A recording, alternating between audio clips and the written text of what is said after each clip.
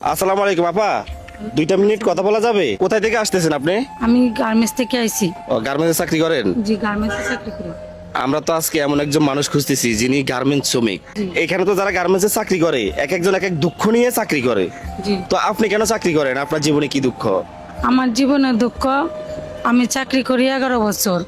আমার জামাই 9 বছর ধরে গর্ভবতী, তার ডায়াবেটিস, লাস্টে 2টা কিডনি নষ্ট হয়ে গেছে। ছেলে মেয়ে কয়জন আপনার? এক ছেলে এক মেয়ে, আমার ইনকাম দিয়ে সংসার চালাই। 1 2 3 4 5 6 7 8 9 10। এখানে 5,000 টাকা আছে।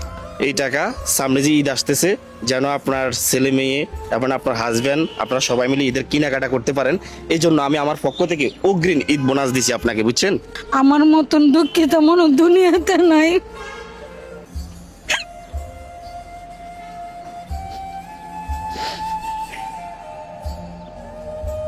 আসলে একটা মানুষের জীবনে কতটা কষ্ট লুকিয়ে থাকলে এভাবে কান্না করতে পারে, ওনাকে তো আমরা চিনতামও না। আমাদের আজকের প্রোগ্রামটা ছিল এমন যে একজন গার্মেন্টস শ্রমিককে আমরা আমাদের সামর্থ্য অনুযায়ী ওনাকে কিছু হেল্প করব।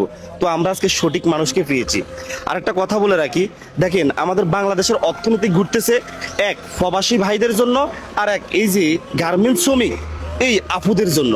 ওনারা আছে বিদায় আমাদের বাংলাদেশ এখনো সচল।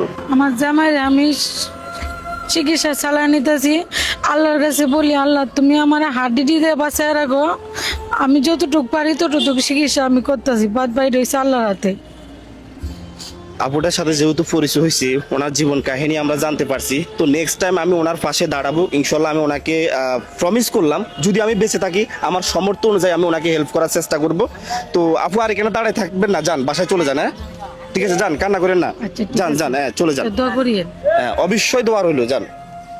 যাদের কাছে রিয়াদ ভাইয়ের এই ধরনের কাজগুলো ভালো লাগে অবশ্যই ভিডিওটা একটা শেয়ার করবেন। মনে রাখবেন আপনার একটা শেয়ারে পরবর্তী আমি এরকম আরেকজন অসহায় মানুষের পাশে দাঁড়াতে পারবো।